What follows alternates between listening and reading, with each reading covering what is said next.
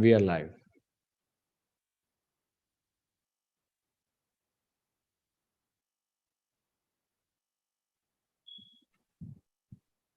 Okay, I'm just checking. Yeah, got it.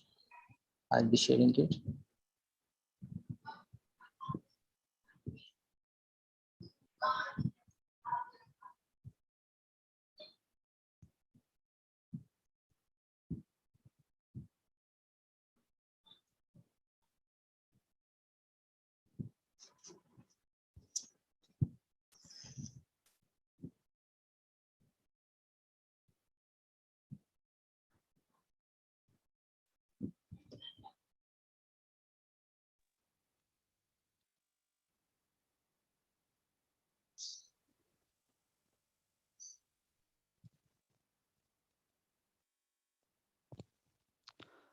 Hello, Assalamu alaikum, everyone. A warm welcome to everyone who's joined us today.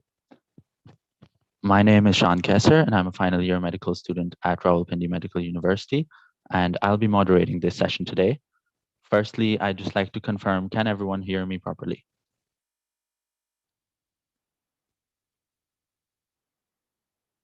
Yes, Sean, we can hear you. Okay. So today's session is brought to you by IFMSA RMU LC, which is the local council of Rawalpindi Medical University, which is the branch of IFMSA. IFMSA stands for International Federation of Medical Students Association, and it's a student-run organization representing associations of medical students. It was formed in 1951 and maintains 136 national member organizations from 127 countries across 6 continents, representing 1.3 million students. So today we're going to be talking about the USMLE and the pandemic, the recent changes and their impact on IMG specifically, and the future strategies which IMGs will have to adopt. So before we start, and before I start introducing the speakers, I'd just like to remind everyone in the audience that we have to join in with the full name and the institute name. So if you've not joined in like that, then please do leave and join again. You will be admitted.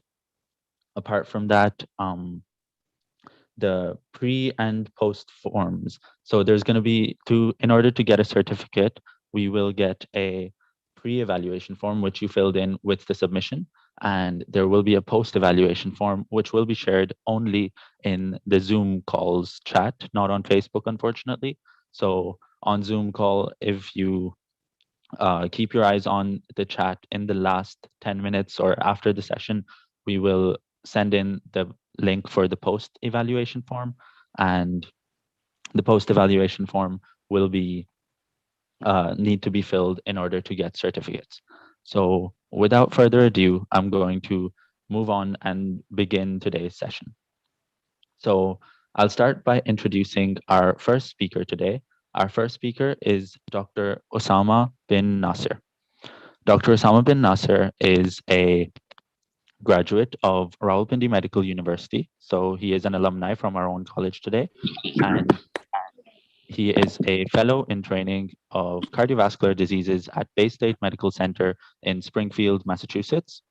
He's also the founder of visualmed.org, and he is a admin of the Rawalians USMLE Forum. So do we have Dr. Osama bin Nasser with us?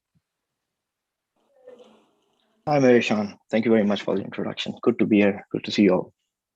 Okay, assalamu alaikum. Nice to meet you. And Dr. Osama, the first question I have for you is, tell us a little bit about yourself. So I was born and bred in Pakistan. I originally belonged to Jhang, Pakistan.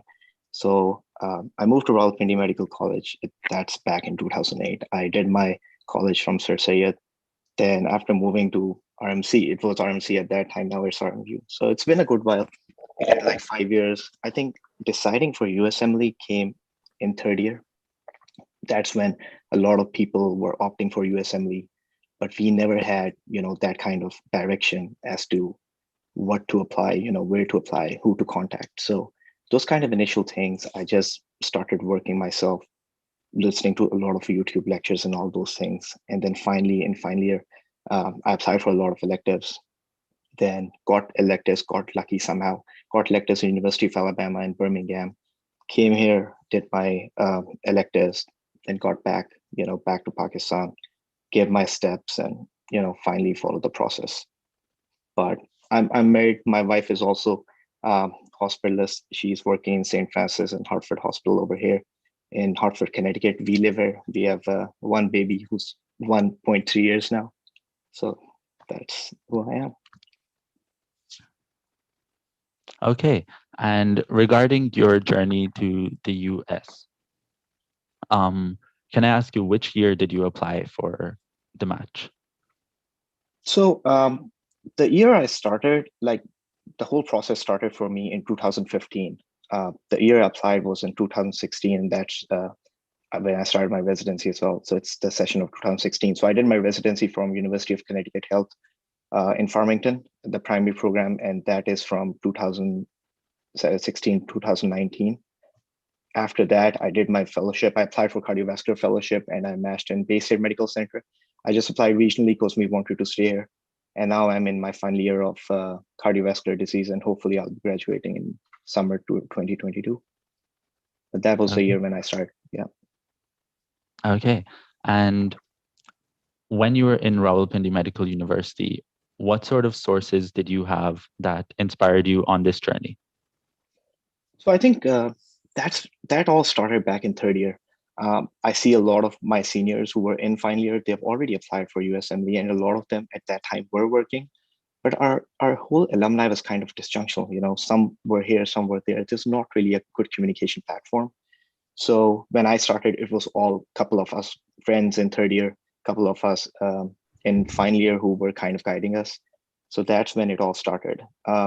In third year, that's when I decided, but that moving on in final year was basically where, it kind of made like firm decision that, this is what I have to go, because a lot of confusion kicked in when we were in fourth year and final year, because a lot of us colleagues, they were applying for England as well, which is a cheaper alternative and also kind of equivalent to training wise, because a lot of my friends are in UK and they're equally well trained as well. And I think fast moving forward in third year, what I did, so one of the important things I want to highlight here is I was one of the average students. And if I tell you my final year grade, I was like among first 100. So if you guys are, you don't have to be the elite of your class if you're thinking about USMLE. So I think my final year rank was like 70 or something. So the first thing that was important for me is know your weaknesses and work on that. So I knew like even when I give USMLE, I might not be able to score that much. So that's when I decided to, work more in research. I was always interested in research as well. So I started my first project in third year of my med school. And, we, again, in RMC at that time, we didn't have much of a platform for research as well. So going to YouTube, learning all the statistics myself and everything, published my first paper in 2014. And that's like, I was in fourth year. So my last 3 years of my med school, all I was working on was how to get something published out there. And in final year is when I started looking out for electives. Because my whole approach was, for USMLE is I have to work on other things. I knew my weaknesses. I might not be able to score much. So I worked on my research. I worked on my clinical experience in US, my letter of recommendations. And I think that kind of helped me out. The early exposure to US clinical health setup. And that was, I think, a big plus for me. Eventually moving forward, I think these are some of the things that I would definitely highlight that kind of helped me. And I think helped a lot of other people as well. Okay, and that sets up a nice platform because you've mentioned the lack of coordination between USMLE aspirants in Rawalpindi Medical College at the time. So now that brings us up onto the Rawalians USMLE group on Facebook, which you are the founder of. So tell us a bit about how that came into existence. I think it's kind of a combined collaboration from a lot of people. I have to say a name of Mubashir Bhai. He was actually a resident at that time of University of Oklahoma. I think he's a hospitalist, probably a cardiovascular fellow. But he actually helped on this a lot. He was actually the pioneer of this group. He actually started this group. Then we eventually moved forward and we developed another group because a lot of spammers were joining in. We never even knew like who's joining in those groups as well. And Facebook security was another issue. So a lot of people were started posting their ads. So we had a lot of issues with the group as well. But I think when I matched and when I was in my second year of UConn, we actually did a webinar as well. And that forum actually helped out a lot of people. not compared to the King Edward USMLE forum. I think that's probably the best which Vagas started. But I think I've just wanted some platform for RMC as well, because to be honest, we are not in that much contact with, some of you might have friends in King Edward. I did not have anyone. I didn't know it. I probably called a lot of people and they helped me out. But I think having an own alumni platform, that always helped a lot. And that's where I started Rebellions. And I think it's kind of helping a lot of people as well, even right now. Okay. One final question for you before we move on is, unfortunately, I'm going to be very blunt and honest with you right now. I am a Rawalpindi Medical University student in final year now, and I did not know of Rawalian USMLE group until a few days ago. So how do we revive these groups that you have made? It's a great platform, but unfortunately it's not useful right now.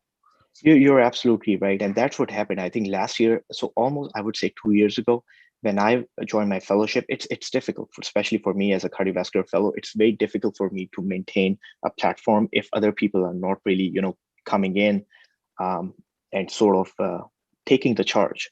So and that's why I'm so happy to see you guys, starting all this and taking charge, because a lot of us people, once we graduate, once we start our family lives as well, it's very difficult for us to maintain these forums.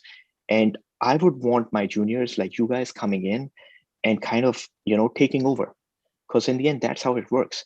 Right now, I graduated in 2014, and after working in US for almost 6-7 years now, I do have the experience, but I think the person who's applying right now for USMLE is much more versed about, what systems are changing and how these system change is going to impact everyone. So I think you guys coming up with this platform, I'm actually aiming on making one of you guys as admin for the Ravilians forum, so they can just revive this whole setup and kind of help these people out. And in fact, this is going to educate us, because I'm kind of out of this picture myself for a couple of years, especially after starting my training. I think it's very important, especially when now we have Facebook, we have Zoom, we have all these platforms. So absolutely, I would do that. Okay, and inshallah, we will be in contact with you now, so we will talk about that more. And now let's move on to before I move on to the next speaker, I'm just going to give a really quick outline to the audience now about how this session is going to proceed. Right now, we're just introducing these speakers, and after this, we will have a panel discussion in which we will be discussing the main agenda for today's topics. So thank you, Dr. Osama. And now I'm going to introduce Dr. Faran. Dr. Faran Ahmed is a fellow of infectious diseases and critical care medicine at Creighton University Medical Center in Nebraska, Omaha, USA. Dr. Faran, are you here? Thank you. Thank you for inviting me. Okay, assalamu alaikum, Dr. Faran. Nice to meet you. Let me turn off my, visual background, because that's just something. I'm sorry. Okay, so Dr. Faran, firstly, tell us about yourself. So, my journey is a bit different. I'm not like those who are motivated for USMLE right from the third year. Me and Vagas, we were those who want to be in Pakistan. During my MBBS, I never recall that when I was like really crazy about doing USMLE. We wanted to stay in Pakistan. So after completing and graduating from King Edward, we started house jobs like everyone. We joined Mayo Hospital. And what happened that, we were looking at our seniors, those who are working in Pakistan, and what's the right? I'm sorry, someone is not mute in the background. Yeah, so we actually wanted to stay in Pakistan. And we started our internship in medicine, and the way the medicine was being practiced, it was not the way it is in the books, right? So you learn the book, but you don't practice it, right? And when we were in communication with our seniors who were in US, we figured out that those are, they learn it and they practice it. And that's how we learned medicine. It was not related to, oh, I will go to US, I will earn dollars and all that stuff. It's about like how you learn the standardized stuff. So that's what motivated. So our journey was a bit late. So it was kind of atypical. Having said that, we didn't have a benefit of electives. We were not that much connected to US and all that stuff. And and me and Vakas, we finished our house job, and right at the end of the house job, we just took our USMLE, and even then we were not sure because this pathway, I'll let this is not like a fairy tale. That it's not like the moment you pick up your step one book, you are matched in US. It's very complicated. It's very tough. It's difficult. It's difficult at every step, and that's a reality check. I want to spread this message and tell everyone that it is not like the moment you pick up step one book, you're matched in US, but it's step by step. So what happened that, we took our step one, we timed it with FCPS part one so that, keeping the backups, that is so important. It's a combined effort. While you work on USMLE, while you do the research, while you try to go to US, all that stuff, you have to be there. So as soon as we finished our step one, we sat 6 months more, took our step two. Visa was a hurdle. So I represent a group of physicians who face every kind of hurdle at every step. My visa got rejected. For the first time, I had so much issues with, or not only me, Vakas and all that stuff. These are like non-educational problems we face when we go to US. So we used to hear so much about UPNA, and they have all these places to support us in US. As soon as I landed at JFK, New York, there was no one. My friend who was staying on his own, he was there. We a group of 6 people tried to just survive ourselves for 6 months. And then, even complained about it, that what are you guys doing? Your website looks so glamorous and there's nothing happening on the ground. So, we were the reality check people. And unfortunately, we were so late, so we could not get that much of the experience. So that's what I say, that don't try this thing at home, because it is important to get early a US clinical experience, and that I have to pay the cost for that as well. So quick fast forward, we match in a community program after this kind of hurdle. And that's what I'm trying to explain, that if you start thinking about USMLE early, that helps you to gather more US clinical experience, that helps you to get more publications on board, and that way you can get into the good university. So I would say my struggle continued till the third year of the residency, because I was still trying to figure out where I will end up. And this struggle continues. When I was at the end of my second year, everyone was applying for the fellowship. And I was like, the fellowship is good, but there are a lot more bigger issues like immigration, how your family will be there. It's not like bread and butter for everyone. It's tough. There are financial constraints. So we have to, look into those options where we can stabilize our visa status and all that stuff. So that's how, it was all based on benefit versus risk discussion at every point. So it's fast forward, and now I'm in a fellowship just based on what I like, and I will talk more about it. I will talk more about what the fellowship is. Okay, thank you for that from Dr. Faran Ahmed. Your experience just shows how valuable your input will be today on our panel discussion. Thank you.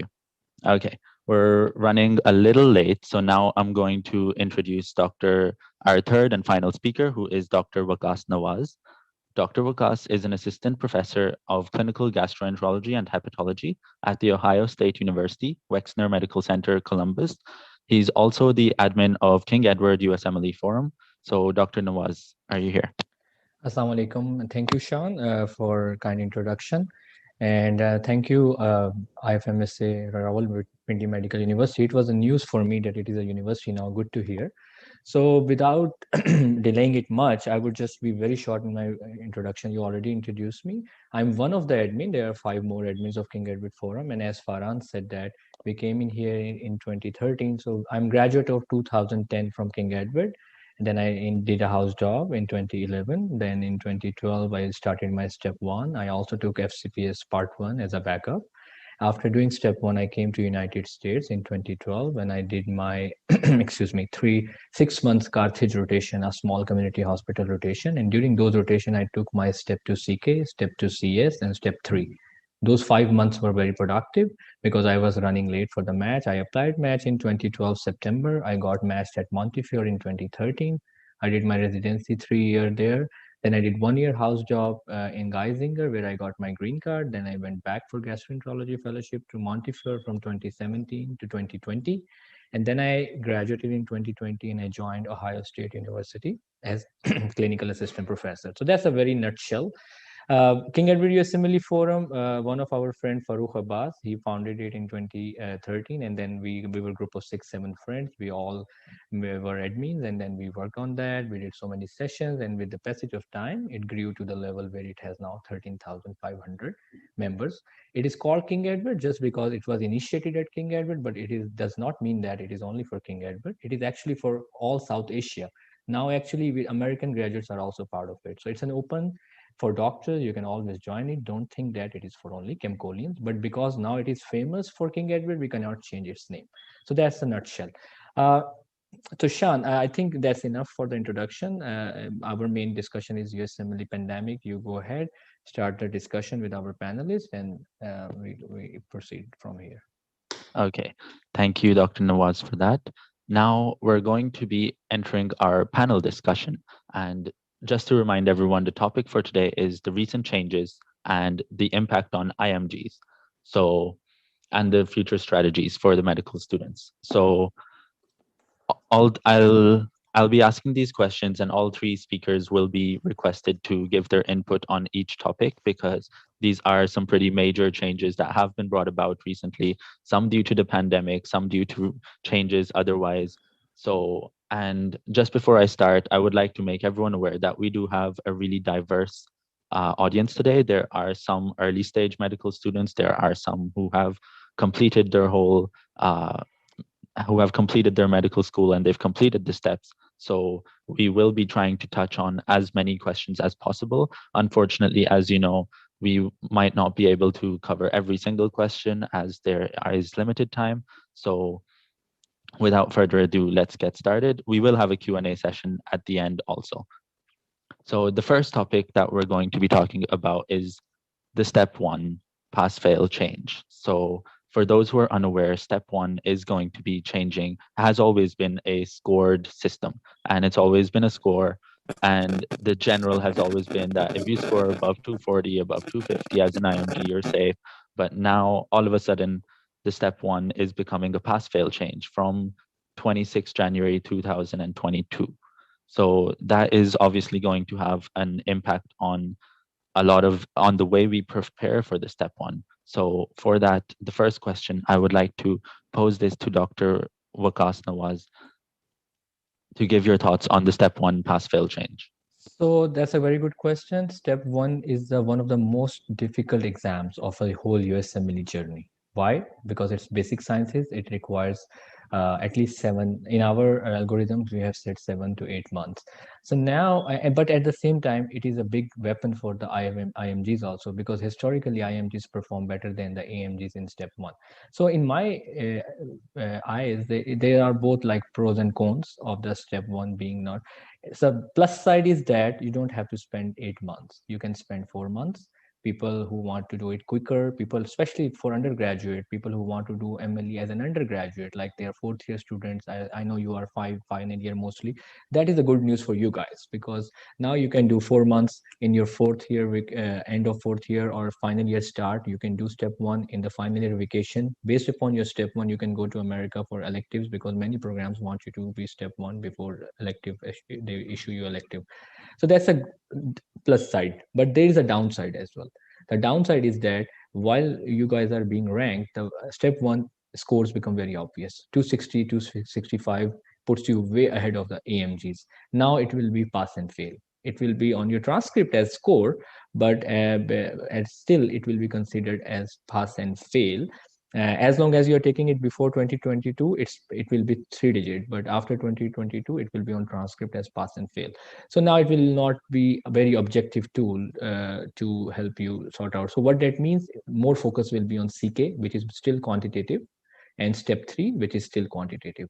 So CK, you guys have to perform better on CK. Now, I was always asked this question, should we not?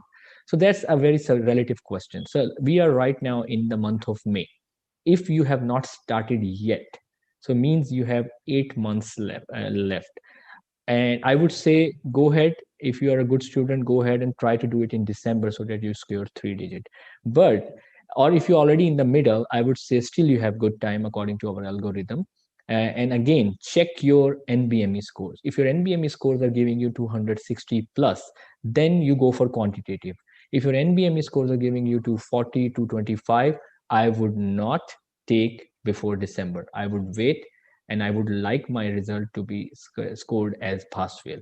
Because imagine if you pass in before December and you are 225, it's a psychological game. Although after 2022, it's not going to be, but I have spoken to so many program directors, still it's a matter of psychology. Many of them are not aware of all these abrupt changes. So I would be relying on NBME as an objective tool.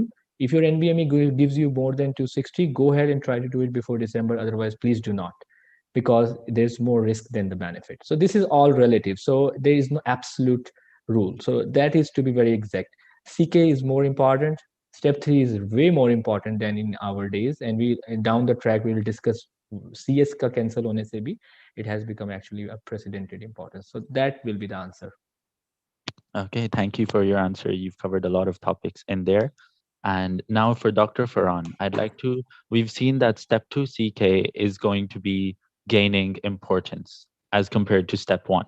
So one really common question that we've had is, what do we think about giving step 2 CK before step 1? Because a lot of people have decided that they want to give step right now, but they want to wait until January, so that in January, after January, they can give step 1 with 3 to 4 months preparation, and instead they can dedicate these months to step 2 CK prep. So what do you think on that? It can go both ways. There are a bunch of students who want to plan their step 1 right during their graduation. It's a good thing for them. They don't have to chase the high score, and if they are getting a reasonable numbers on their they can take their step 1 early on, and they can time their CK right after their final year. I mean, I think it just did a lot better. However, if someone has never read step 1 course that much and want to take this USMLE series right after graduation, I think the right time is to start focusing on step 2 CK upfront, because they have a good baseline skeleton already built up based on their final year. The way this course in Pakistan, the way the MBBS is designed, the CK is a more suitable exam right after the graduation, and they can work on it. And once they are done, it will give them a boost. And if they get a good scores, it's not like like before. What used to happen that you clear your step 2 CK, you have a good score, but no, there is a big mountain to climb of step 1 scores. So I think it's beneficial, and overall, it's a great thing. Okay, and moving on to Dr. Osama. So we've talked about step 1, we've talked about step 2 CK, and the question that I have for you is, how do you think the preparation duration and the timelines are affected by step 2 CK and by the step 1 pass fail change? Do you think that step 1 now requires less time to prepare as compared to before? I think so. It's a double-edged sword. Just to a little bit back on it. So I talked to a couple of med students who are AMGs. They were saying the reason they made it pass fail is a lot of AMGs over here, all they get is like probably a year. Their first year, their second year, they're actually asked to get this step 1 done, before second year, if I'm not wrong. And that kind of pressured the USMLE committee to just make a switch. The reason I'm saying it's a double-edged sword is I think definitely USMLE duration, for my personal experience, I took 7 months to basically prepare for step 1. And that I did after, graduation. That actually helped me for USMLE step 2. And that's all my personal experience. I've seen a lot of people giving CK before step 1. And for some people, it worked out as well. A lot of people actually did pay the price. Personally, I believe step 1 should be given first, because I think it gives you a platform. This is especially important right now because everyone is going to base you on step 2 CK scores now. So USMLE step 1 becoming pass and fail, work on it, start working on it during your med school. I think Vagas is right. 4 or 5 months should be enough, especially right now. But we don't know the cutoff, whether they're using 200. I'm not sure if they're using 200 as a cutoff for pass fail. Maybe they're using 220. I think there's a lot of details we're missing right now. And it's just a passage of time that we're going to get to know more about how these changes are going to impact us. But moving forward, I think you guys should probably spend more time on CK. For me, I took 4 months on CK, but the reason being and that I gave right after my step one. So make sure once you graduate, don't leave a big gap between your step one and step two. Even if you guys are giving step one after graduation, it does not matter. Having, making sure you pass these exams, making sure you score high is more important right now than rushing into these things. I know a lot of people who try to rush into these steps in their fourth year med school. For me personally, if you're a student of Ahan, that kind of worked for you because their core curriculum is based on how USMLE steps are designed. For us from RMU, from King Edward, I think as well, our whole examination platform is not set up based on USMLE exams.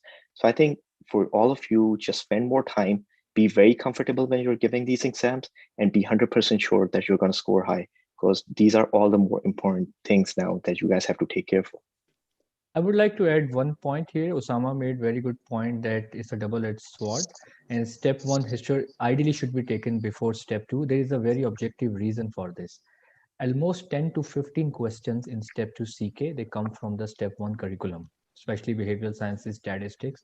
And if you have not done step one before, you are jumping to step two CK, you can perform very well. There are so many good examples, people scoring 270, but when we talk generally, we talk about a generic, not exceptional cases. You can miss those 15 questions. And let me tell you, 15 questions, getting them wrong make a big difference in step two CK, which is a score thing. Now you don't forget, step one is pass fail, but step two CK is still a score thing. And now with the step one pass fail, step two CK is more important. So that is why it's important, especially when it is pass fail and you are a fourth year student. It's going to just take you 4 months.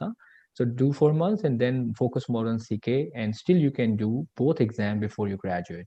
So just to add, sorry to interrupt you. Okay, that's thank you for adding on, Dr. Nawaz there.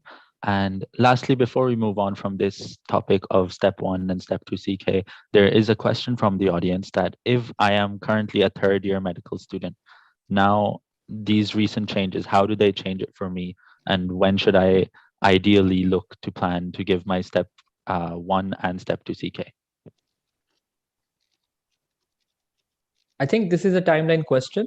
We have written a post about this on my forum. There's a blog by me which says being the youngest MD. I would like everyone to read that. It gives you a whole thing. So summary is that you don't have to start in step three. In the third year three. You can start in fourth year, and then you just read casually and then take your fourth year prof. And then when you are in final year start, that is the time you should take your step one.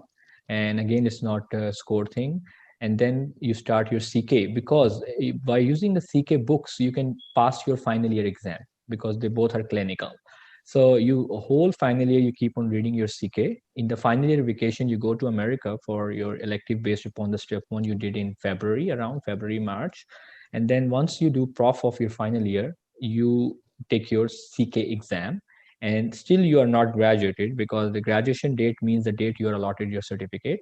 You can still go to America again and do a second elective based upon your step one and step two. And then you can do at the same time when you're in America after your graduation, you do step three. And this is how you can do in the same year you graduate, September of that year, you can actually apply the match. So there is a blog about this, which describes this timeline. This is called Being the Youngest MD. Okay, thank you.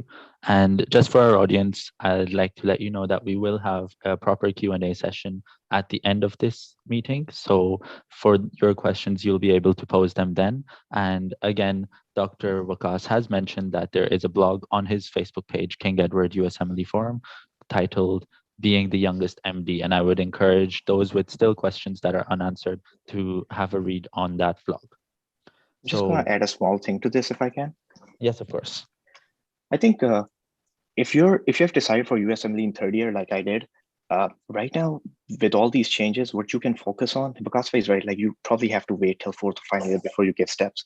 I think the important thing is you can work on is your CV, like work on extracurricular things, join organizations like these, and they play such a huge part. All my interviews, they kept asking me about the research I did as a first project, which I started in third year.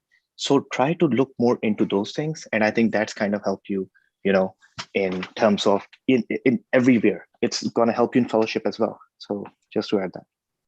Okay.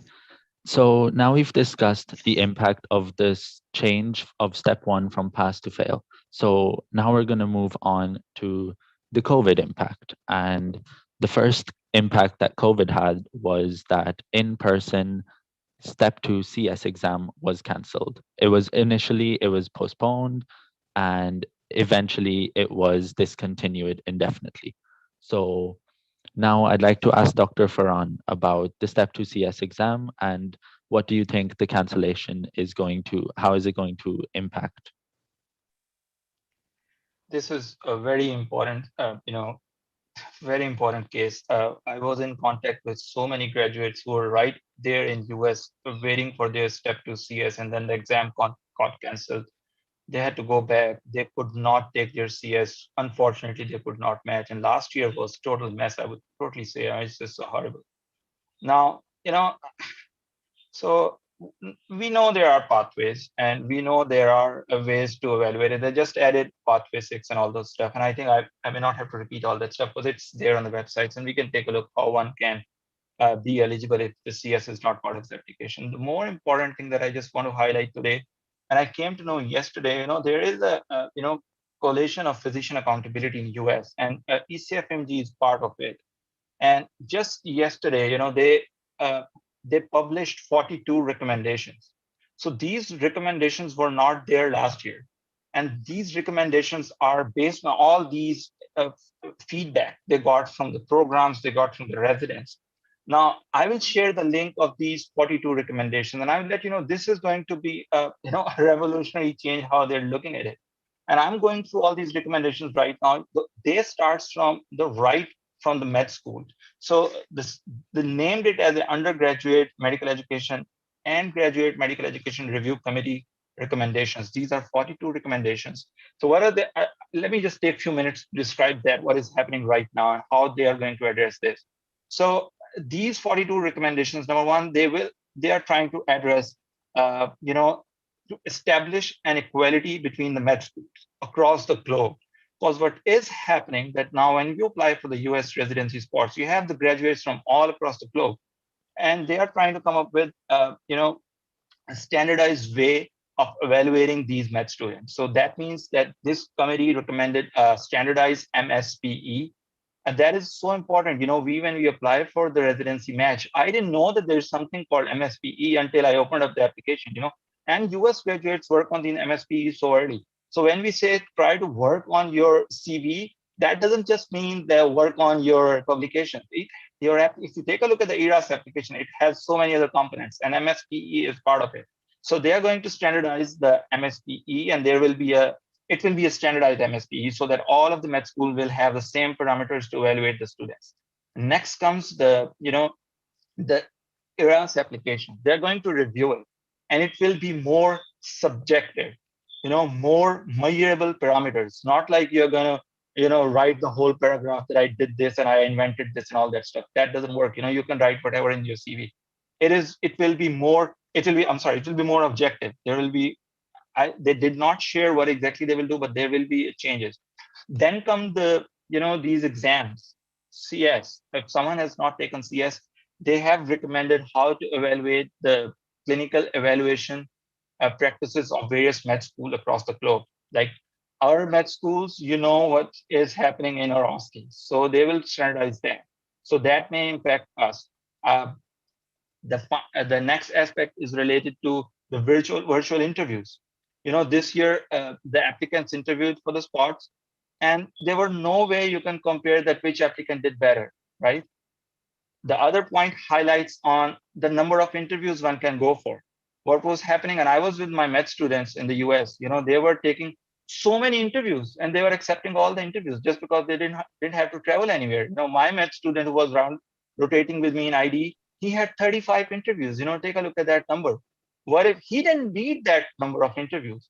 So they are trying to restrict an applicant in particular subspecialty how much interviews they're going to get. This is a big move. And then they are going to compare the bias. There's so much bias at so much levels.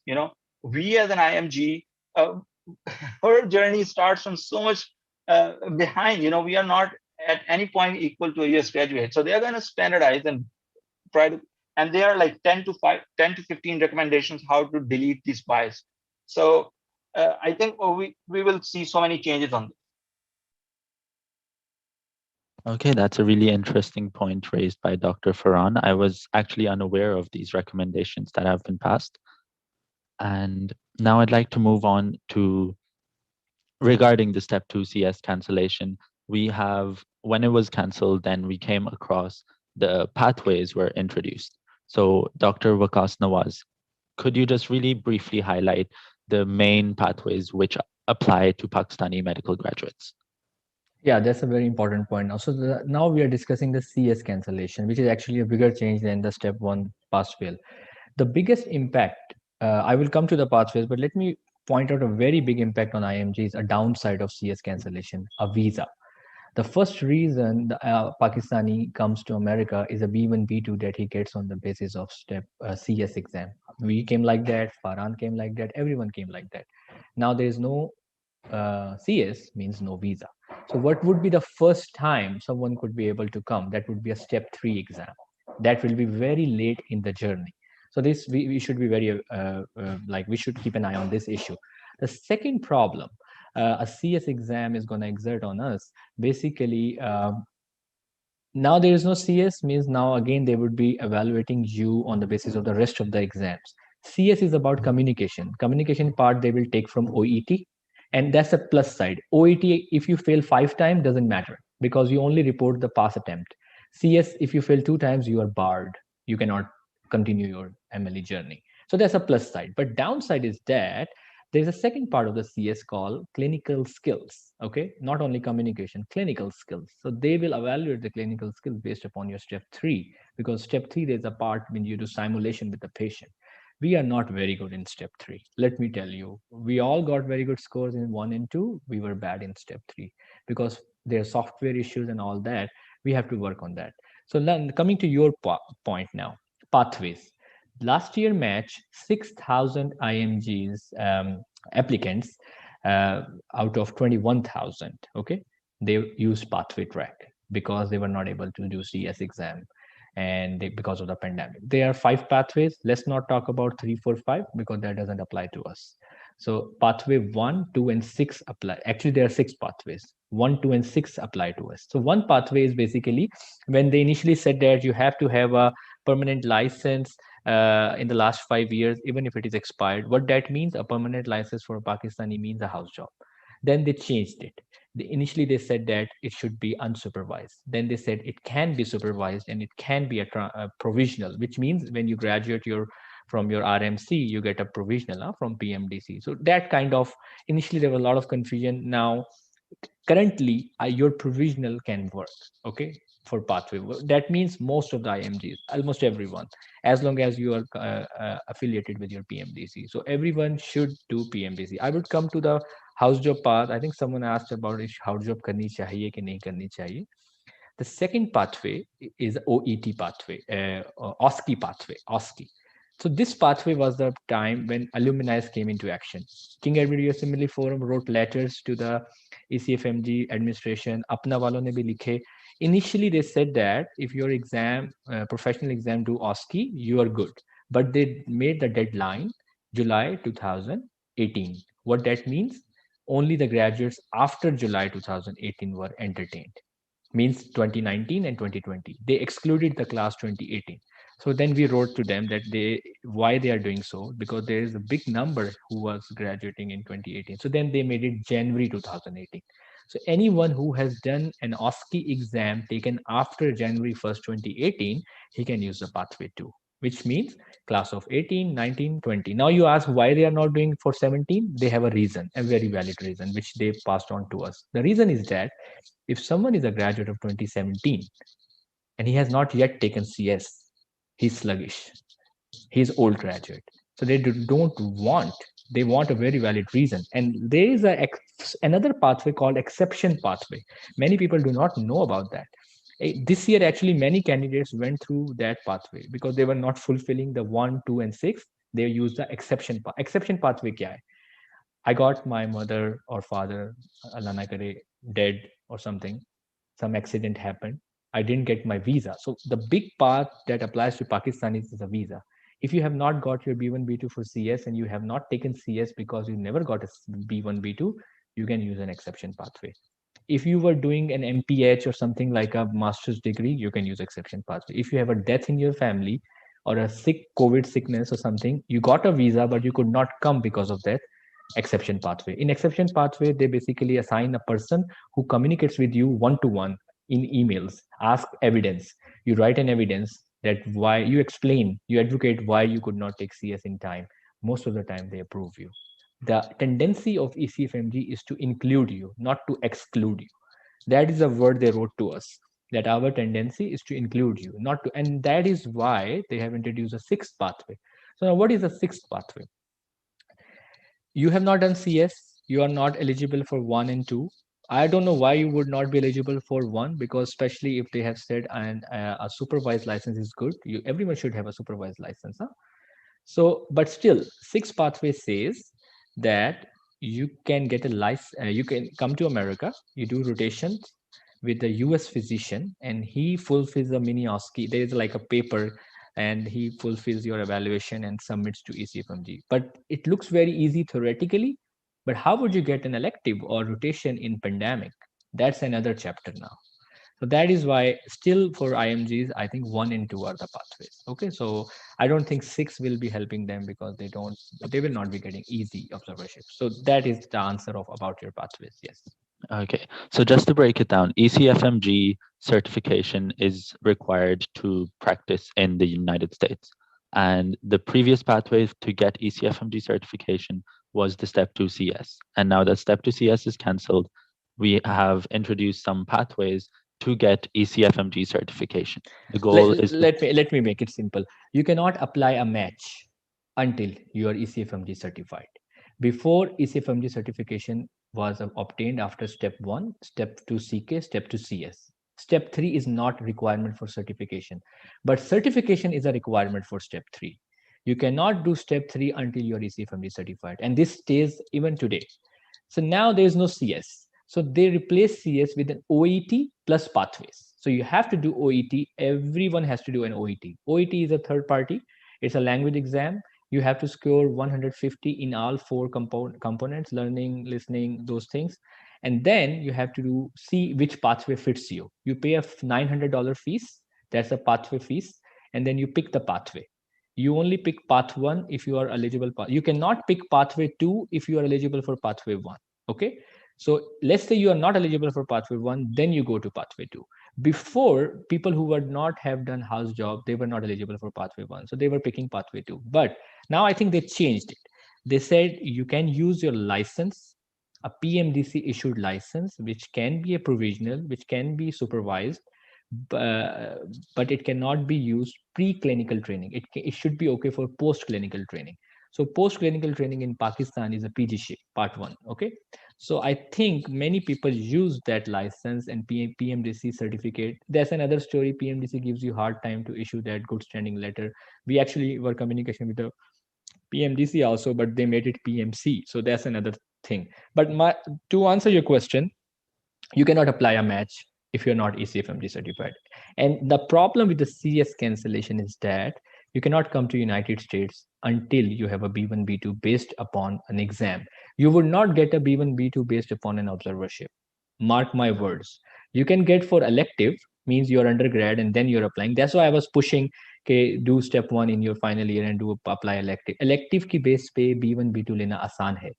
But observership ki base pe, actually they will send you back and you have to come back for basis of exam, and the only exam which is now being taken in USA is a step 3, and you cannot do step 3 until you are ECFMG certified. So you have to be ECFMG certified, means OET hona chahiye, step 1 hona chahiye, pathways eligibility honi chahiye, then you apply FSMB. FSMB is the body which conducts step 3, then they issue you a letter. I actually assisted a couple of students about that letter, because only basis of that letter they got an emergent interview in Islamabad. Otherwise, they आजकल वो आपको interview भी नहीं दे रहे, ठीक है? That letter is a good letter. That is formatted in a way that it looks like an emergent thing, and then you come to US. So yeah.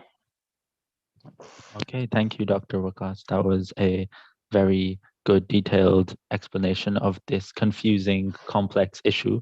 And because this is such a complex issue, we're not going to be able to cover every single part of this. So what sources do you recommend that for our audience who is more interested to find out more about this? I think if you go to ECFMD newsletters, they will be very complex to understand because so what I have written two blogs about it.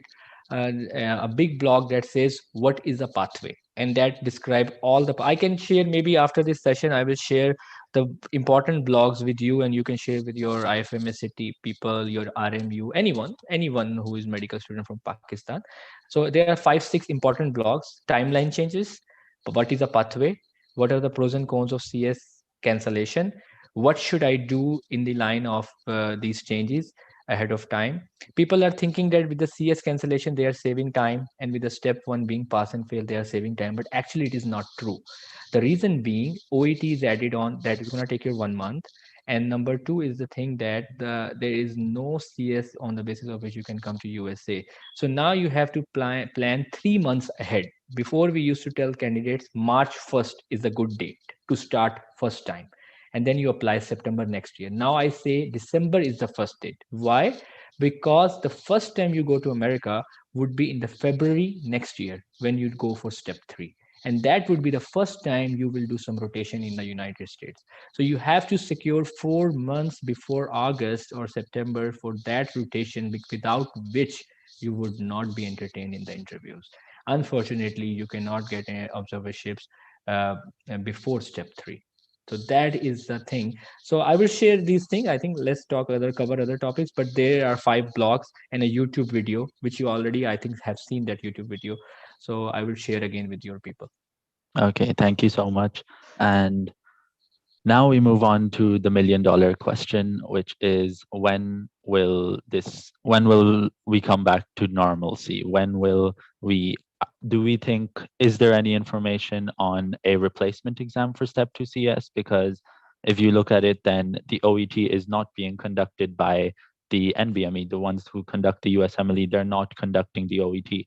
And they used to conduct the Step 2 CS, so they are technically they're losing money that they would have made if the step 2 CS was being conducted. So naturally that means that in a few years, maybe once the COVID situation has calmed down, they would be looking to introduce maybe a new exam. Do we have any information on that? A replacement for step 2 CS? Can you enlighten us on that, Dr. Wakas? I would like maybe Faran and Osama can answer, but in my view, it's a permanent change. Uh, CS is not going to be back ever, in my view, but they may have, maybe Yeah, Faran can these highlight. are these are big changes. I mean, if they take such a big step, it's usually permanent, unless obviously circumstances change in the future. Because it takes a lot of effort to make these changes. I know they'll be like, and they're experimenting with all this, but if once they make a change, it's usually permanent. Unless if they're gonna make a switch back to this, it'll probably be a notification 1 or 2 years before they make such a big switch. But at least you guys should all be prepared for this. At least in next 5 to 10 years, just focus on how things have changed. For the pandemic part, obviously it's not going anywhere at the moment, and this is actually impacting our electives as well. A couple of my friends are actually applying for observerships and electives. We're going to talk more about that, but I talked to my hospital, I talked to my previous hospital, University of Connecticut as well. Everywhere right now, they're not entertaining this idea of having someone from outside even come in for electives. Things are changing. This is all dynamic, but as of the present moment, which I talked to them like last week, things haven't changed much. I will add a bit here. As I was referring to those recommendations, this is kind of a breaking news, I would say. So previously, we used to have letter of recommendations, and what I see in these recommendations, they are replacing that letter of recommendation with a structural evaluation letter. You know, so that's another big change. That tells me two things. Number one, CS may not be coming back pretty soon. Number two, the way people used to get the letters, there was a lot of difference. Few people get so many like 3-4 pages letters. For some reason, few are like really lagging behind, particularly the IMGs who did not get enough opportunity to be in US. Now I'm not sure what this structured evaluation letter will be, But the recommendation number 13 highlights that the structured evaluation letter should replace the letter of recommendation as a universal tool in the residency program application process. So, that's an emerging thing that we will be seeing, and we'll get to know more about this pretty soon. I think it will take them a couple of months to elaborate on this. Okay, so that's all we have for the step 2 CS cancellation. If there's any closing points by any of the three speakers, you may add them in right now. I think step CS cancellation is good news for those people who think that their communication skill might not be as good. I know people, they sometimes fail CS, or there are people who actually have failed and now they were about to take the second attempt, but now CS is no more. So that's a good news that it might not be a considering factor, although it will be a part of their transcript. So do not think that it will not be on your transcript. Whatever exam you have taken, because imagine I mentioned 6,000 people used the pathways, but there was still another 14,000 who used the CS track. Means it will be a part on your CS. If you are before 2020, it will be considered as a CS track. If you are after 2020, after pandemic, it will be taken as a pathway track. So it will be a part, but again, it will not be considered much. When I spoke with a couple of program directors, this year match 2020, which we will share some stats also, people who have taken the CS in the past and they did not match and now they reapplied versus the people who were new graduates and they were going through the pathways, the first category was preferred. Okay, the reason, again, psychological reasons. The program director thinks that this person has done CS, which is a conventional mod, has gone through all the communication exams and clinical exam. He would prefer that person over a person who has not taken CS, instead has taken OET, which is a new to even a program director. Many program directors were not aware of OET actually. So that was this year. Again, it will not happen next year because with every passing year, program directors will be more acclimatized. But keep that factor in your mind. And it might be a good news for those people who have done CS and somehow they did not match this year. So they should also be not unhappy or hopeless. Okay. Yeah. So, Okay, thank you to all our speakers for the step 2 CS discussion. Now, the next topic that we're going to move on to is the COVID impact on electives and how electives have been impacted.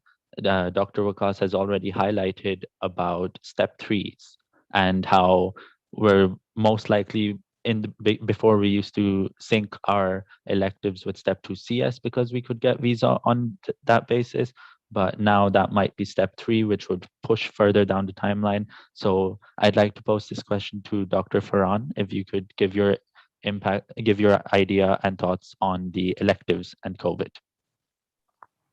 I think what is happening that the in-person electives are being getting complicated just because uh, COVID, pandemic, restrictions, all that stuff. And many of the students are getting in touch with me that they are not able to get the elective application approved so early and all that stuff. It's a tough situation, hard to comment early on, but I think what we can do right now, all those places where the med students used to get the electives, they can always request the coordinators, is there any way they can join through the virtual sessions? There are possibilities, and the programs are trying to design their electives in such a way. So that's what I would focus on, that if you're not able to come to US just because of the visa restrictions and you are in communication with some university, you can always explore that option. Okay. And about the electives and COVID, you've mentioned tele-rotations. So one question that is very commonly asked is the value of a tele-rotation, provided that they will be giving an LOR as well. But is a tele-rotation looked down upon compared to an in-person rotation? Or because of the situation and the circumstances, do program directors tend to understand? I think there will be a reasonable bias as compared to someone who physically came in, saw the patient, shadowed the team, was part of the care and all that stuff, as compared to someone who just did telerotation. But in this situation, it's better than nothing. Better than nothing. Okay. And Just to add to now, that, I think right now, telerotations itself And also, if you guys can look into like a lot of labs, especially in big universities, they look for coordinators. They look for people who need help in their labs. A friend of mine who recently matched as well, he actually contacted and emailed a lot of lab directors and physicians. For example, there's a big lab in MD Anderson on cancer as well, and he got a research sort of fellowship. While doing that bench research, he talked to them and they allowed him to do some clinical rotations on site as well. So from my experience, what I've learned is there's so many pathways that you can explore. If you somehow get into US, so for example, when I came in, obviously it's a different time now. When I was here, I was not doing anything. So, but I was in Atlanta and there's Emory University, which is a big university. So I just contacted a lot of Pakistanis over there and I asked them, is there any way I can shadow you or maybe, work with you? And they're always willing for that. And so that is somehow something I think you guys should definitely be looking out for. Just keep emailing people. I know circumstances are difficult. Keep emailing people on personal basis and ask them if there's any way you can work with them in their clinic. Because remember, in US, there are two setups. We have with their hospital setup and their private groups. You can always work with private groups as well. And if you're thinking that that might not be useful, yes, compared to a full-blown elective rotation, it might not be that much useful, but working with a private physician in US, it's definitely worthwhile, especially if you kind of make a sort of personal connection with them and you can get a personalized letter of recommendation. So keep those count in and don't rule them out as of yet. Okay, thank you. Now, I'd like to come back to Dr. Vagas Nawaz because he highlighted a point that step 3 is going to be where the timeline will adjust your electives now. So can you, once again, can you emphasize that point? Shan, before I address this question, I cannot agree more with Osama. He raised a very valid point. If you're not getting elective, you have to look for the alternatives. Whenever something goes away, a new thing comes in. So look for the new thing. And what is that new thing?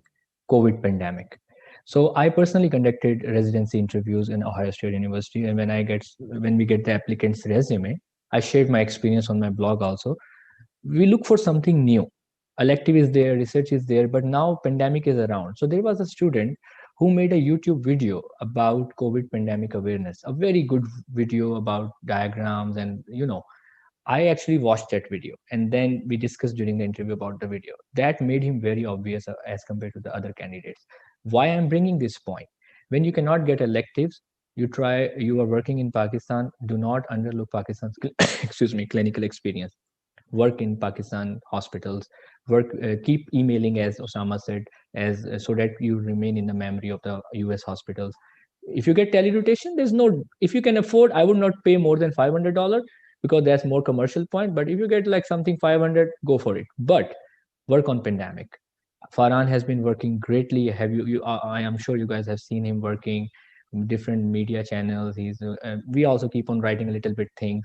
So write something Urdu में, English में, make some videos, do some sessions. जैसे आप ये session कर रहे हो, do a session for public awareness on your Facebook pages.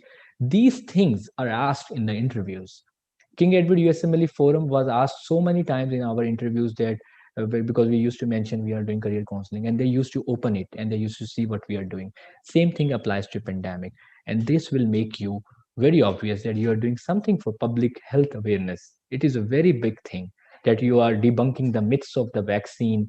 You are spreading awareness about the vaccine, COVID symptoms, mild, moderate, severe, backup. So work on these things. You would not lose anything. In fact, you would be very obvious.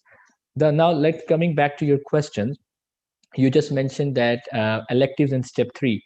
So the first time you would come to United States would be a time when you are already ECFMG certified, means you have done OET, you have done pathway fees. And let me tell you, there is no deadline for that. If you are doing step 1 like in January now and you are done with step 2 now, you can actually apply pathway now. It's not like a September thing. Okay, anytime you are done with the prerequisites, you can do that. Someone who was ECFMG certified before and he did not match, he does not have to. his previous pathway certification would be valid for the next year match also. So try to do that certification in the month of January, February. Then you apply FSMB, which is step 3. Then you get actually a letter, a visa sponsor letter. And that visa sponsor letter is a very well written letter. I have a sample of it. And that actually pushes the embassy that give this person interview as well as the visa. Then you get the visa, then you come up United States. Then, as Osama said, keep in the communication. Try to find some rotations. Try to reach out to your seniors. You would get something. Okay, I'm sure with the vaccine around in US, things will be better. Actually, in Ohio State University, we are initiating, inshallah, and soon an observership program also. So you would be like the year 2022 would be better than the year 2021. So that, but the problem is that you would not be able to come before ECFMD certification, because no one will give you visa based upon observership. They will give you visa based upon step 3. So you have to keep that part in mind. How much USCE you need? Minimum 2 to 3 months. Minimum 2 to 3 months. How much it contributes to your unmatched? It, when we did an analysis, 5% of the people who did not match, they did not have enough USCE. The biggest reason was the score. Maybe in the end of the session, we do like a 5-minute session on the factors contributing to unmatched, and then I will highlight it. But again, that would be the timeline. I would be very careful with the timing. Okay, thank you so much, Dr. Vagas. Now, regarding undergraduate students who are still in medical school, they have the option to do university clinical electives, to apply for those in the United States. So firstly, to Dr. Osama Nasser, I'd like to ask you, what is the difference between a university clinical elective and an observership and the visa? Can you get right now, Dr. Vagas Nawaz has told us that an observership is most likely not going to get you a visa for the United States. So can you give your further thoughts on this, Dr. Osama? Yeah, so I think let's define the difference first. So electives is basically you haven't graduated and you do some sort of hands-on work in US. It's actually a formal application. During those times, right now, I'm not aware if they're actively doing it. So for example, when I came in, I applied through University of Alabama website. I went there and there's a full format. Afterwards, they did close the elective session, but what there was they were simply asking, are you still a medical student and all that? So luckily I was approved. When you come here, the elective rotation is a structured rotation. So you would simply work as a medical student. You will rotate with their clinicians. You will do daily rounds. You will join their conferences, everything as well. It's a kind of very formal look in. And actually, this is what is preferred, especially when you're coming to US. Now, changing from those, it's not easy to get those electives. A lot of hospitals used to sort of charge you almost, I think, $3,000 to $4,000. From what I recall, Mount Sinai used to charge a lot for those electives for patients. Observership is something, on definition wise, it's called basically you're not touching the patient, which is kind of weird. And you're simply observing a hospitalist or a clinician do his work. In its true terms, this is not true, because especially when you come to US and you work or even observe a physician, they're going to ask you, go take history from a patient. So automatically, even an observership becomes a hands-on experience. So I have always recommended people, even if you have done observership and you have taken some sort of history or did a brief physical exam on anyone, just count them as an elective. And when you are starting your application, just put them as an elective, because that's a hands-on experience. In its true terms, that can be called as an externship if you have graduated, but that does not matter. When you're interviewing, people don't know, especially the program directors over here, as far as my experience is concerned, they don't really get the difference between, electives and observership. Observership, they will do highlight, do you guys mean you just observe them? So I think if you have worked with any clinician and you have taken a history of a patient, or you did some sort of physical exam, and even right now, if you did a telehealth rotation, just count it as an elective, because these circumstances are different. And I'm pretty sure a lot of program directors in this year 2021-22, they're going to understand this fact that none of the programs are are allowing electives. So that's the basic difference. How much it counts, as Dr. Vagas said, it counts big. 5% is a big number. For me, it helped me tremendously. not only with letters, one thing I will tell you guys, in a 1 month elective rotation, you can't impress people a lot, even so you'll get a generic letter recommendation from most of them, but the experience counts. Because when you're going to an interview, that's when they're, oh, you worked in University of Alabama. They actually, all the universities I worked with and all the hospitals, like community hospitals I worked at, they're going to send you interviews because you make contacts with these people, and these are some of the important things when considering. Now, in this time of pandemic, as I highlighted earlier, don't be disheartened about the fact that most of the universities are saying no. And a university elective obviously makes a big difference, but a lot of our hospitals are affiliated with universities. So you might not be working in the primary hospital, or you'll probably be working in an offsite hospital. It does not, kind of cut down the experience at all. I think it works for you because all the hospitals, all the clinicians who work in universities, they also work in those hospitals as well. Working with people matters, making contact matters. And I can't emphasize this enough that right now, a letter of recommendation is going to make so much difference, especially when the CS is down and everything else is down. Letter of recommendations probably hold the same factor as your CK scores. I've seen this, and even in my residency, when I was in third year, we were reviewing all the applications who used to come with the chiefs. And one of the primary things that my program director said there is if a guy has a great letter of recommendation, it kind of, because and there were people who their mentors called for them. So that's another thing. And I think we undermine this idea about if you have a physician who's working in Pakistan and he writes you a letter of recommendation, if you can make him call for you, as long as he's a physician, a consultant, I think it goes big way. For example, if you're working with, for example, Dr. Umar, he's the VC of RMU, right? So work with him and ask him to make a phone call. He's a big name even here. And if he calls for you and vouches for you, that makes such a big potential in your application. I hope that answers your question. Okay, thank you for that. I'm going to detract from the topic for a little longer because I have a question about the electives. And this is mainly to Dr. Osama Nasir because firstly, I'd like to give you a 2021 update that right now students who are applying for electives, what difficulties they're facing. So one problem is obviously the pandemic, a lot of them have closed down.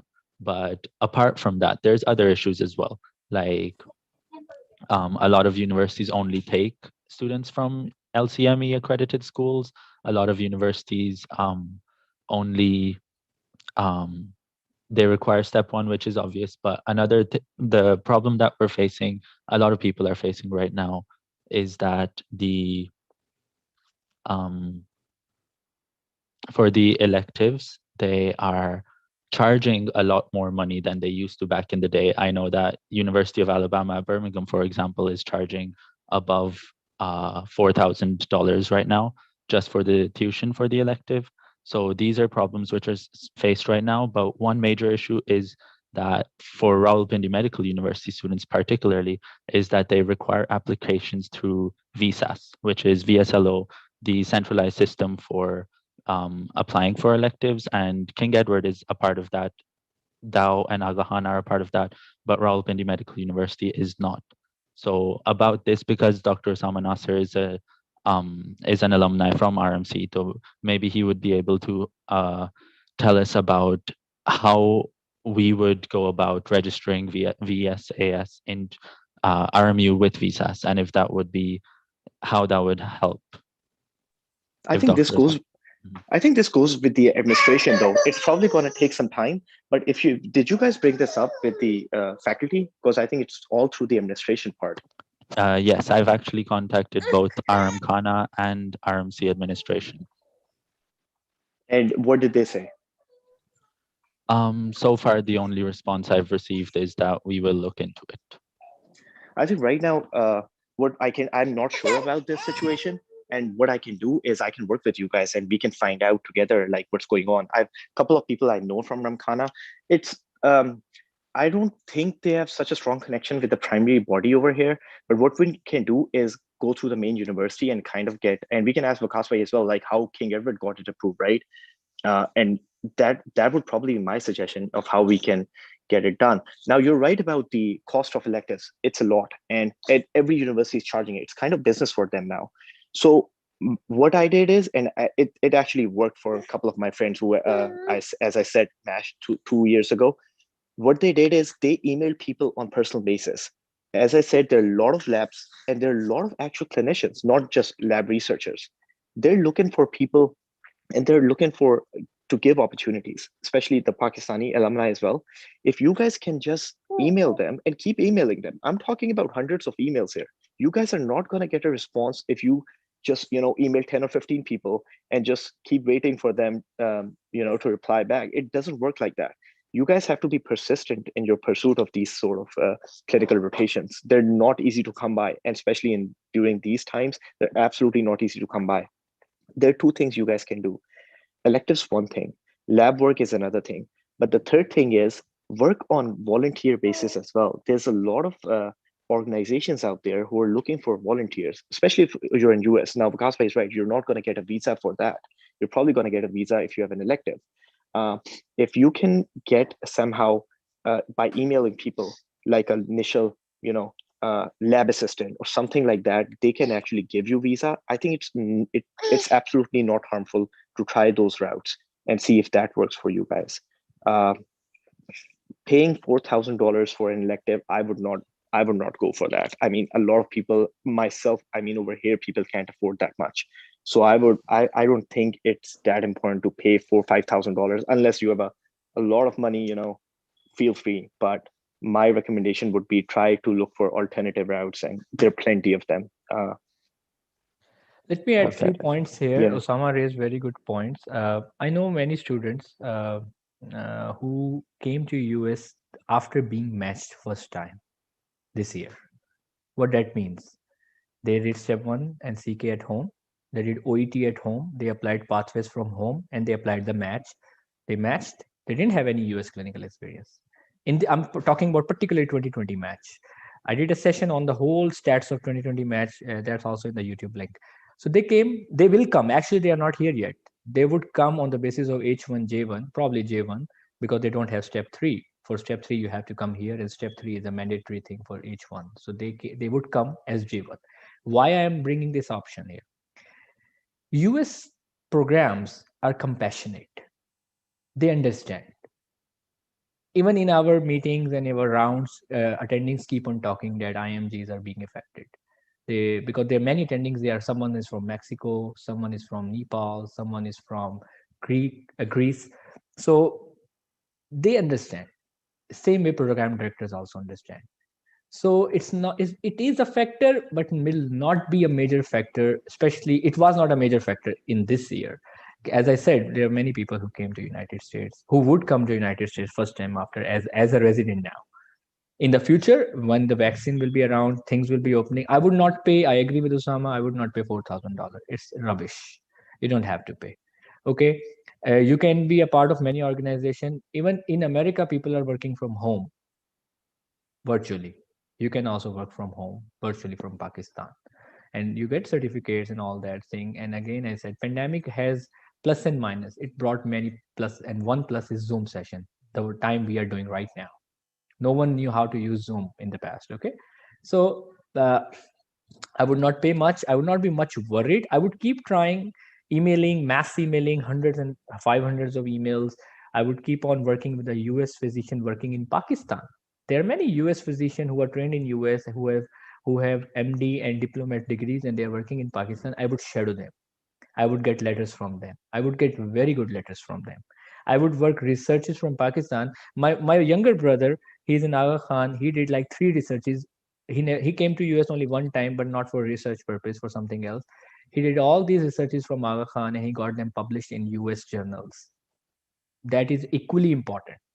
As long as you're gathering the data, interpreting it, putting some stats and getting it published, that's it. Do not underestimate Pakistan clinical experience, research experience, or Pakistan as entity. Do not underestimate it. Okay, that we tell these things during the interview session also. Never say bad thing about Pakistan system, because that's how you would be judged. Okay, so this is the answer to your elective thing. Okay, I think I added something. If you have any more question, you can let us know. Is it Okay, okay if I add a bit of point here? I'm sorry, I just jumping in. So we talk a lot about US electives, but let's just get back to see what are the components of ERAS application. And there's a whole big lot of tables about what kind of publications that we did, right? Now, when I say publication, and I don't know if you have any questions about this, but I just got highlighted. I really like the way or both other participants highlighted the importance of publication. I think once we are in a situation we are not able to come physically to US, we have to focus on what other aspects of the application we can amplify. And the bigger part is publication. Now, let me just dissect this part. When we say research and publication, people get overwhelmed and start thinking about that complex statistics and everything that involved and all that research complexity. No, that is just only one component of that publication session. If you look at the IDAS application, there are like 4 other components, right? So what I did when I was applying for the fellowship, I started dissecting what are the other sections. For example, right now, if you're doing this session, you can write a good blog about it, and then at least try to publish it somewhere, and that becomes a part of your application. I share my experience. I was at IDSA, ID Week, and one person literally, he was there, and he was just going from one session to other session, another session.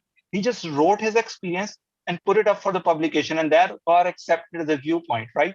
So that is so different. You have to approach the things in a very different way, the way the application is built up. So if I went back in time and what I would have done differently, for example, if a person is doing a volunteer work in Pakistan as a part of some society, we have to make that thing practical and part of our ERAS application. How does that work? You can write down a good, nice article about it, get it published somewhere in some journal. It may have some sort of even link, like DOI to it, right? And that becomes a part of your application. So when you take a look at so I interview the fellowship applicants, right? We get the letter of recommendations, and since I have been the part of this process, I know how the letter of recommendations are generated. I know that, but also I want to see what else they did. When I look at the list of publications that they did, that that reflects what kind of applicant that is. It is just a holistic view of the whole, research experience of that applicant. It's not about just working on statistics and all that stuff. There are many other aspects. So I just want to highlight that part as well. Thank you, Dr. Faran. Now we are running over time, so we will be looking to wrap up this session within the next 10 or 15 minutes. So now we only have 2 major sections left to discuss. One of them is early stage medical students and one is unmatched students. So firstly, let's talk about the unmatched students. So Dr. Vagas Nawaz, can you talk about the unmatched students and their options? This is very important part of the section because when we discuss these sessions, we only address those who are matched. We congratulate them and we move ahead. There's a big section who are not matched. This year, the match rate for IMGs decreased from 61% to 57%, 4% decrease. So many reasons, pandemic one of them, visa one of them. So I'm going to talk about the factors contributing to unmatched. We did an analysis on our forum in 2017. We got data from 100 unmatched applicants randomly, and then we analyzed them. And we made some criteria, and we came with the conclusion that 62% of those who were unmatched, they had a defective score. When I say defective score, we put criteria as step 1 or step 2 score less than 225. Okay, that was 2017. Now actually the criteria have changed. Now anything below 235 240 would be questioned. So that was one big reason. The second big 20% of them, they had an attempt in a CS or a CK attempt was adverse than the CS attempt. 4% did not have enough USCE. When I say US enough, I mean anything less than 2 months. They did not have that. And then 3% did not have step 3. That was a factor actually, because step 3 gets you 5 more interviews on average, 5 or 6 more interviews. And there was a there were 2% people who had bad LORs. They actually came to read their LORs later on, and that is the importance of waived and unwaived LORs. If you know your physician is happy with you, go for waived. But if you have some kind of doubt, please do not waive it. Read it and upload it if it is appropriate. The benefit of waived is less than the risk of a bad unwaived. So this is important to know for you guys. And the 1% was bad luck. And there is nothing like bad luck in USMLE. That's my view. Other people can disagree. When you say bad luck, that means interview skills. No one can judge their own interview skill. It's the subjective thing. There is no score to interview judge. I cannot judge your interview skill. You cannot do mine. So when there is 1%, there were people who got 15, 18 interviews and they got unmatched. They said bad luck. There's nothing like bad luck. Probably there was something defect with their personal statements, with their way of writing application, and especially their interview skills. So this is important. So now I mentioned these factors. Let's talk about the solution. What are the backups? First of all, stats say people who got unmatched, 65% of them reapply. Means two-thirds.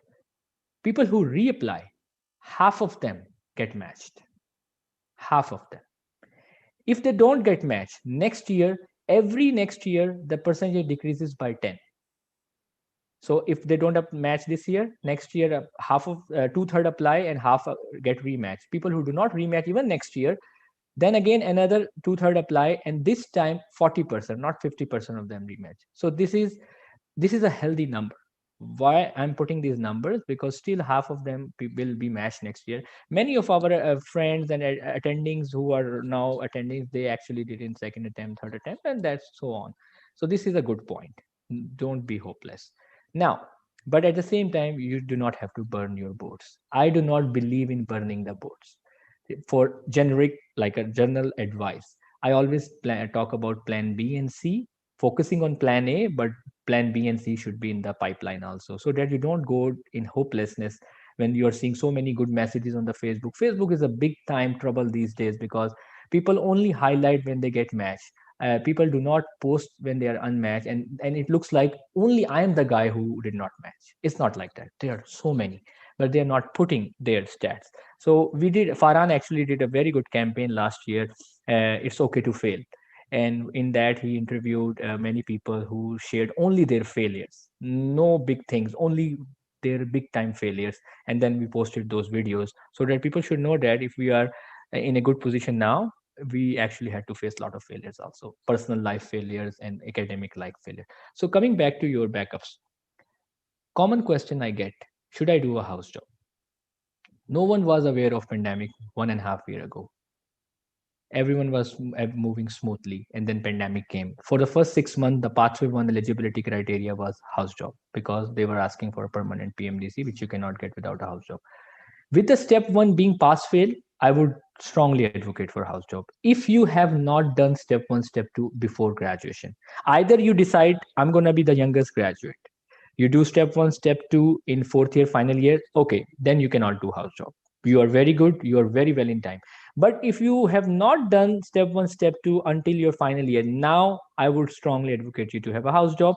During the house job, do your step one, because step one is no more scoring now, no more numeric now. You can just do a simple read.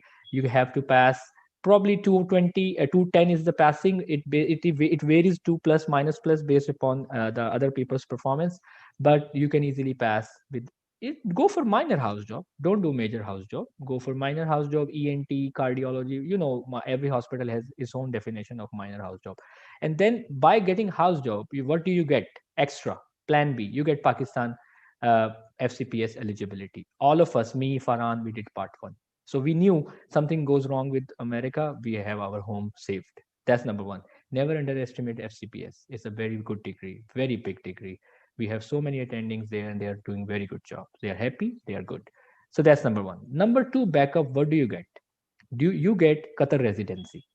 Qatar resident, there are many people who did not match in USA, but they went to Qatar, they did Qatar residency, and then they kept on reapplying from Qatar, and then they matched from Qatar, and they left Qatar, came back. It's a bridge. It is a good training program, Hamad Medical Center, good money, very good money. Okay, you need money as well. Every unmatched adds $5,000. Farhan, I think, wrote a very good post about finances of the USMLE. So a one match complete journey requires $10,000. If you are unmatched, keep on adding 5,000 per match. So Qatar gives you a backup. And a third thing is USA. So when we were interviewing in USA, We got Qatar interview as well. So I flew from Philadelphia to Doha. I did Doha interview. I flew back to Philadelphia because I had one more interview, and next day we flew from Philadelphia to Lahore. So you have to do these kind of things. So house job is important if you have not yet started in your third year, fourth year. If you have started, please do not do house job. You are good. Go for step one in fourth year, go for step two CK final year, pass your final year with your step two CK prep, go for electives in the vacation of fourth year and final year. And finally, when you graduate, go to America, get step three done, stay there, apply, and inshallah, you will be matched. But if you have not be that aggressive, many people would not be, then do a house job. So that's my point on house job. Backups. So I mentioned 5 factors. There's a remedy to each factor. The first factor, if you have bad score, less than 225.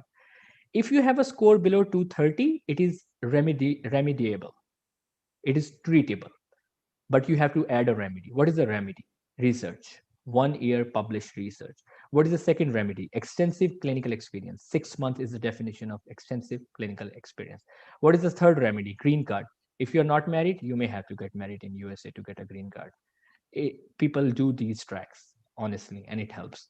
This year, the green card match was 4% better than the non-green card match. 64% of the IMGs who matched, they were green card. So these are the stats.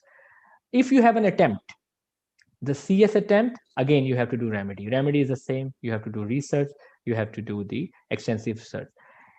If your score is less than 230, you have to apply not only internal medicine, you have to apply the sideways also, backup fields, which are pediatrics, which are neurology. I do not mean to undermine pediatrics, but there is less competition there.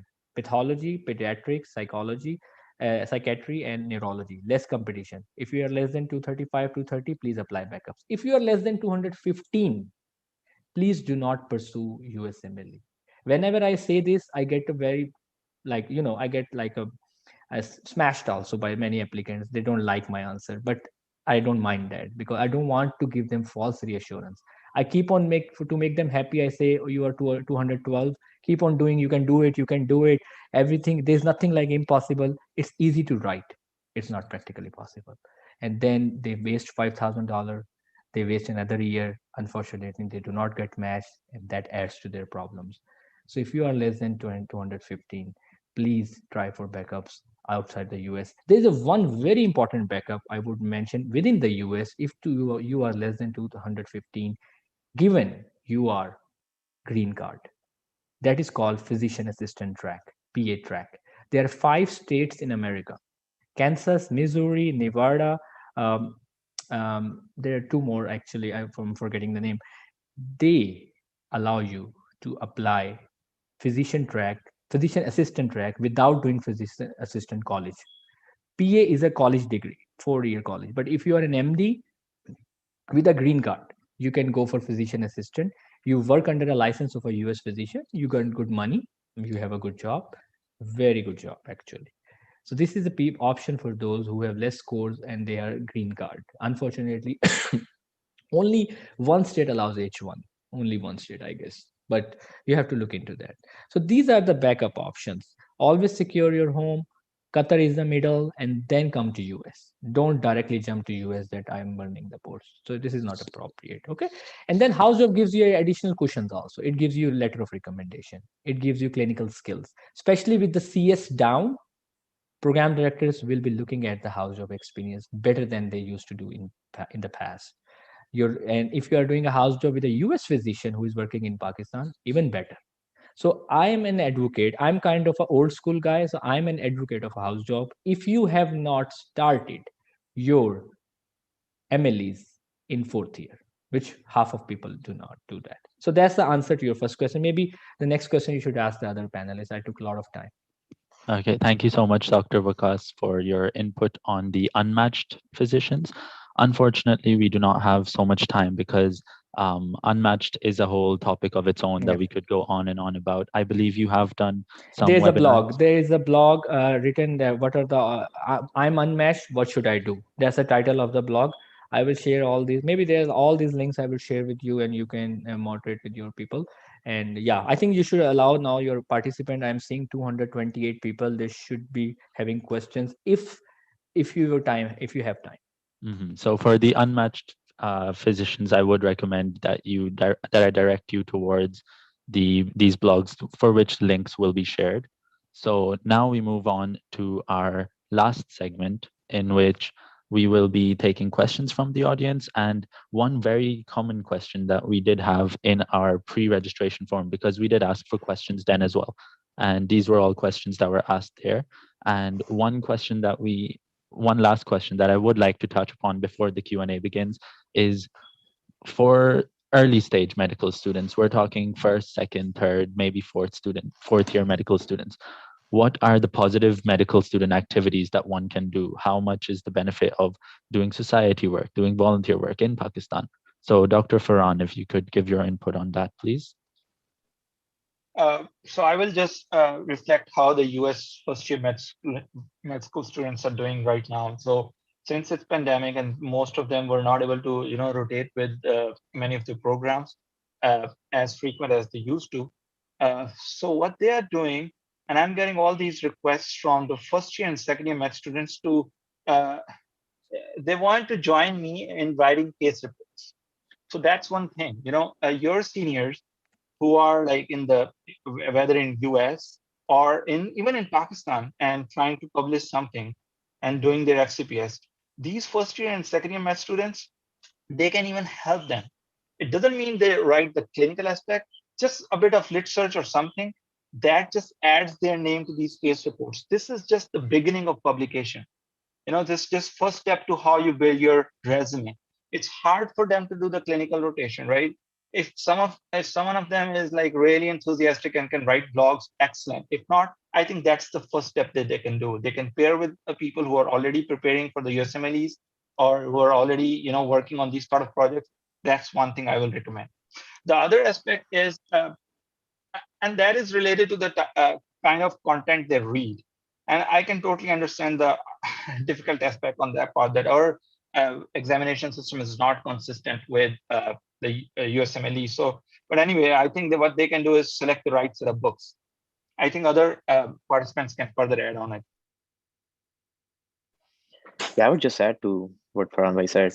So there are a couple of important things, if you're first year, second year, nothing discounts, So here's the thing, you play guitar, trust me, that counts. In interviews, that goes well. There clinicians were interviewing you. One of them, he was a photographer. So I was a kind of amateur learning photography and all that. And all our interview went on photography, The reason I started my website, Visual Med, as well, my whole fellowship interviews went on that. If you guys can develop something, and it's not difficult, especially in this time, to start a website or start a blog, even like a Facebook group, something, and it could be non-medical as well, because they're interested in knowing the other side of you. That's first thing. Number two thing is, what you can do is, publication wise, there's a lot of off-site research opportunities. Case reports is one. A lot of people are now doing meta-analysis. So those are just review papers. And there are a lot of people who can mentor you in meta-analysis. We can share some of the people link, because that what I did myself. When I was coming here, all as a third year, in fourth year medical school, I was working with a lot of clinicians who were here in US, and we did meta-analysis, and all these got published. I got to present those in national meetings, and that's number second. Number third thing is, if you have started organizations like these, IFMSA as well, it holds big value. This goes into your volunteer section. Faran highlighted this earlier. There are 3 sections in your ERA CV. The first portion that starts your CV is basically your volunteer section. And that's where you add these things where you took part in all these, for example, you took part in polio vaccination drive. That is a big thing. For example, if you worked in a COVID unit, that is a volunteer section. As a first year medical student, you took part in those things. That's a big thing. If you have worked with EMT, and that's actually hold a lot of value here in US. If you have worked with ambulances, with EMT and all that, that you can add in volunteer section as well. So I think first year, second year, third year, these are some of the things you guys should focus on. Focus on these extracurricular things. We have this big events. I remember in RMC, we used to have this drama zones. We have variety show and all that.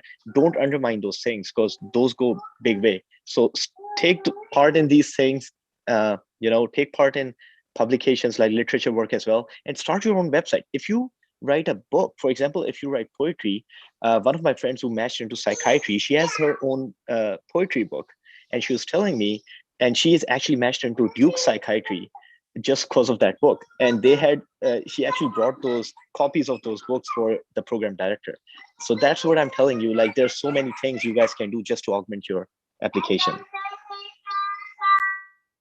Okay, thank you so much, Dr. Osama, for adding, for giving that advice. And now we'll finally move on to our last session, which is going to be the Q&A session. And we will have, for the app audience, we do have a post-evaluation form which needs to be filled out in order to get a certificate, and that post-evaluation form has been shared now in the comment sections. So that post-evaluation form will only be active for around 10 minutes, so please do fill it in as soon as possible. Anyone who has any questions can use the raise hand feature right now, and we will be picking just a few questions because we are very over time. So we'll only be answering 3 questions today.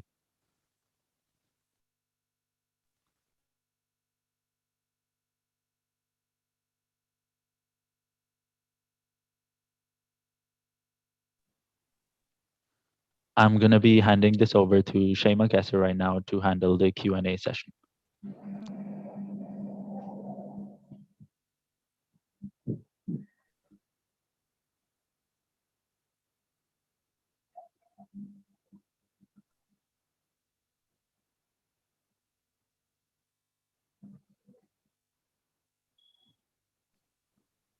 Hi, Assalamu alaikum. So my name is Shema Kesser, and we'll be taking some questions from the audience. So if I take your name, please unmute yourself and you can ask your question.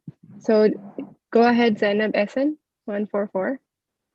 Assalamu alaikum. So I would like to ask if like currently if one is in fourth year and if you have like we just have time till January until the step one becomes pass fail. So is it more preferable to give it in pass fail or in the scores? Like is getting a 3-digit score still giving you an edge somehow? Let me answer this question. If you're in fourth year, and now you just want to do it before January, I would not do it, because you are not only doing step one, you're also doing fourth year. Okay, but if it were other case, you already have started or you are only doing a minor house job or no house job, and you don't have any obligation of fourth year, I would do it. If you do this in this situation, I think there is a more chance of risk and more risk than the benefit. So because must have a fourth year prof exam coming somewhere around, and you would be here and there. So I would not rush it, honestly speaking, because that may have actually detrimental effect, especially fourth year starting now. I would be very careful. So it's better to give it after the fourth year prof, like in pass fail. As we mentioned in the youngest MD, the algorithm timeline that you start in March of fourth year, you do your fourth year exam, and then in the final year of March, you take your step one. So if you do before December fourth year, that will violate the line, and especially in a rush, it will actually be harmful. So, us taking the exam in pass fail, would that put us at a lesser benefit compared to the people who have a 3-digit score, or would that be fine if we cover it up with a house job or something? It's hard to calculate this bias. It's a psychological bias. With the passage of time, by the time you would apply your match, if you are doing step one now, I would assume you would apply your match in 3 years. By that time, this bias will be eliminated. So you should not be much worried about it. I will add on a bit here. I will share the links to these recommendations, and part of these recommendations are highlighting this aspect, because there will be a group of students who will not have, their step one 3-digit score, and the comment section of those recommendations are open till May 26th. So med students and all IMGs can comment on that section. And now this accountability committee is making it obligatory for the residency programs to establish an unbiased program, an unbiased way of recruiting the applicants. So I think they will address this aspect. So you should not worry. You just focus on your way of preparation. If you feel comfortable that you can score really, really good, 250 plus, only then I would recommend you to go ahead and take the exam. Otherwise, be very cautious. It's so easy to just pass and fail rather than just trying to aim for 260s in a hurry and ended up getting 220 horrible. And NBME will help you. NBME will help you ahead of the time if you are ready for 260 or not. So as Faran said, if you're scoring NBME plus 260 and you are still in November or October, you can go ahead and do it. Okay, thank you, Dr. Vagas All and Dr. right. Thank Faran. you so much. Thank you, Zainab, for your question. Guys, I would like to tell you guys that all the links will be shared for all the articles mentioned, all the recommendations mentioned. The pages I have already shared for KMU Forum and the RMC Forum. And now let's move on to another question. So Habib, MS4, can you please unmute yourself and ask your question? Hello, everyone. Hope you guys are having a great day. I actually have a question.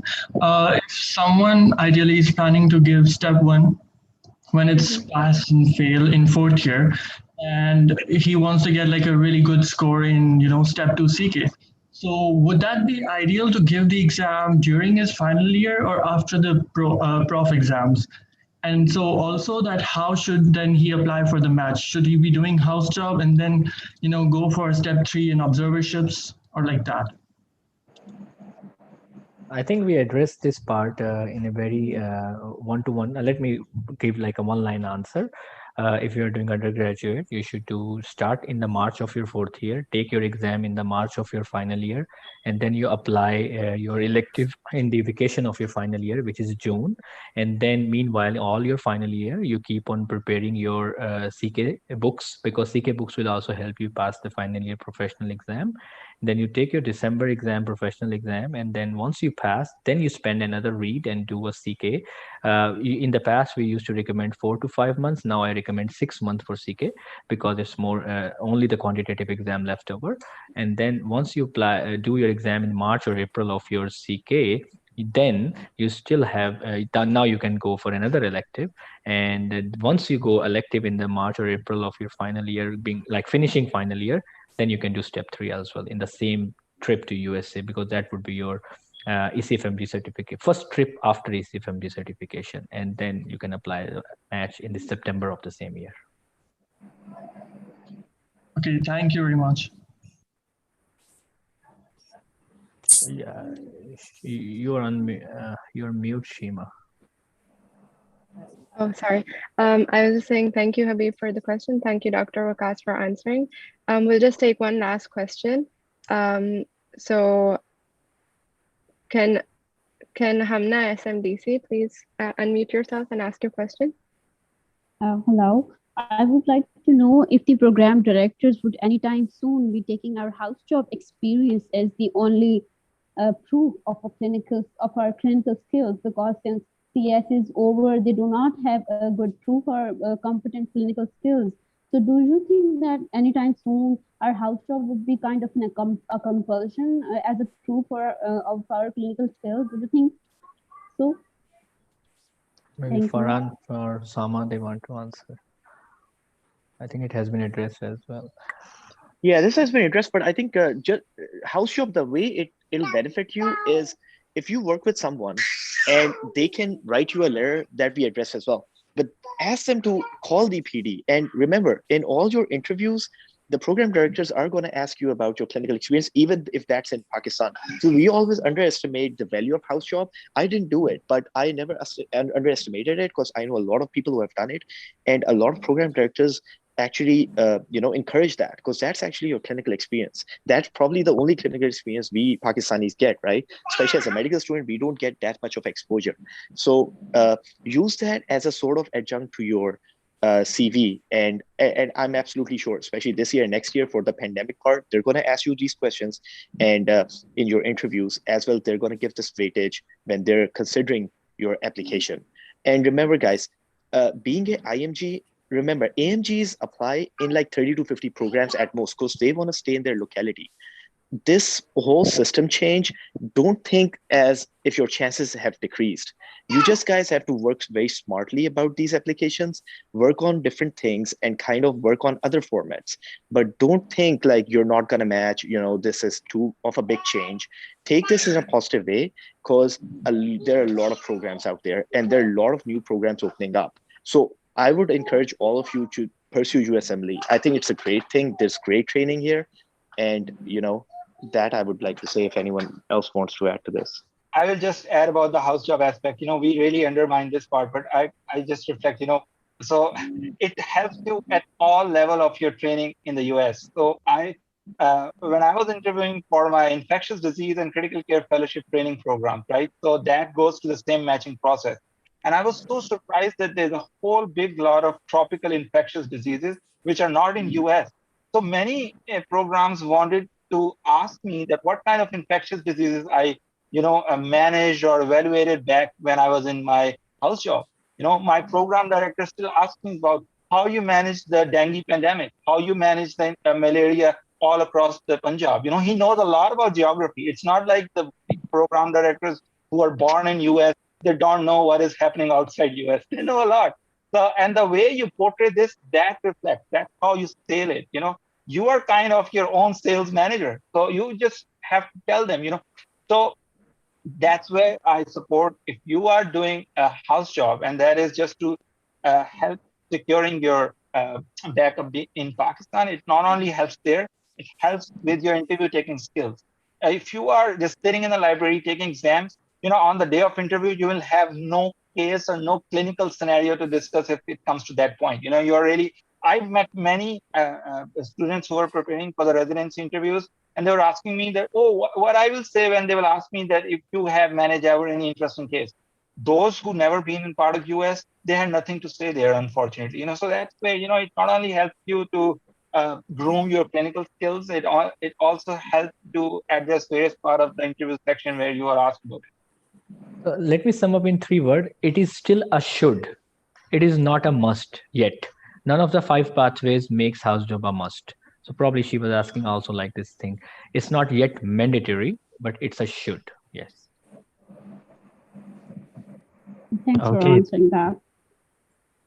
Okay, thank you so much for answering the Q&A session. Unfortunately, we are out of time. I would recommend the audience that we do have a lot of resources which are specific for Pakistani medical graduates. We have a lot of resources specific for IMGs as well. Out of these, a lot of these forums have been mentioned on here already. There is a Facebook page called King Edward USMLE forum, which is a very, very useful thing. Upna YPC runs a good organization. We have mededia.com, a YouTube channel as well, on which Dr. Omar Tariq answers a lot of questions, and you can even email him personal questions and he'll answer them. So there are a lot of resources, and inshallah IFMSA will also be conducting in the future. We will be having future sessions, so do stay tuned. We will have a lot more to answer. If you have questions, I think I see so many hands raised up. You just put these questions under the main IFMSA video link. Inshallah, we'll try to answer that so that they should not be also unanswered. Just put their questions there, and any one of us, inshallah, will reply to that thing. And otherwise, agar aap pura session dobara se sune, I'm sure many of your questions will be answered again, because mostly questions are repetition. That's very kind of Dr. Vagas Nawaz to offer that. So as you heard, you can comment on the Facebook section as well. And inshallah, if there's a lot of questions, then IFMSA will arrange future webinars to address those needs according to the demand. And with that, Shan, I would add one thing here, just one thing, which I think will give a good feeling to all the listeners. Yes, of course. If your seniors, have done this, you, our juniors, shall do it.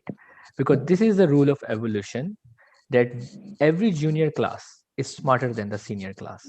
So we might be smarter than our seniors, and you are definitely smarter than us. So if we are in US training system, inshallah, every one of you will be in better positions than me and Faran and Osama are, because the only reason you are junior to us. You have better genetic evolution, you have better resources, you are smarter. Simple is that. जो लोग ये बोलते हैं कि हमारे वक्त का time बहुत अच्छा था, हम तो पता नहीं क्या चीज थे, आजकल के लोग हैं, I disagree with this concept. Every junior class is smarter, more intelligent, more resourceful than the senior class. Absolutely, 100%, yeah. Okay, thank you very much, guys. Thank you so much. And with that, we'd like to... Can I ask one last question? Sure, go ahead. Okay. So I wanted to ask that what is currently the status of electives in most of the universities in the US? So we tackled that already. You can look at the video, but right now, as of the present, most of universities are not offering them. There are some of the universities who are actually starting to roll out, probably late this summer. So just start emailing them and asking them on a personal basis. Because the thing is, the pandemic. I mean, the US shift is kind of going down, so they might be entertaining this idea. But you guys have to personally, email the coordinators and ask them, because there are just so many universities. But most of them, for my information, is not really entertaining this idea right now, actively. Thank you so much. Thank you for answering. Unfortunately, we cannot take any more questions, so I would discourage anyone from asking any questions now. And as Dr. Vagas said, you can comment them on the Facebook link, of course, and inshallah, we will get back to them as soon as possible. So with that, I'd like to end this session. A huge thank you to all three of our speakers, Dr. Vagas Nawaz, Dr. Faran Ahmed, and Dr. Osama bin Nasser. It has been a really great session, and it has provided invaluable information to all of us. So from myself, Sean Kesser, and from the team at IFMSA, we would like to show our immense gratitude to all three of you for um, providing your help and valuable time. And I'd also like to thank the audience for being a good audience and answering all of this. And for further feedback, of course, we have the post-evaluation form on which you could fill it out, and even feel free to comment on our Facebook, and we will be addressing the needs of the people. So thank you so much. And with that, Allah Hafiz.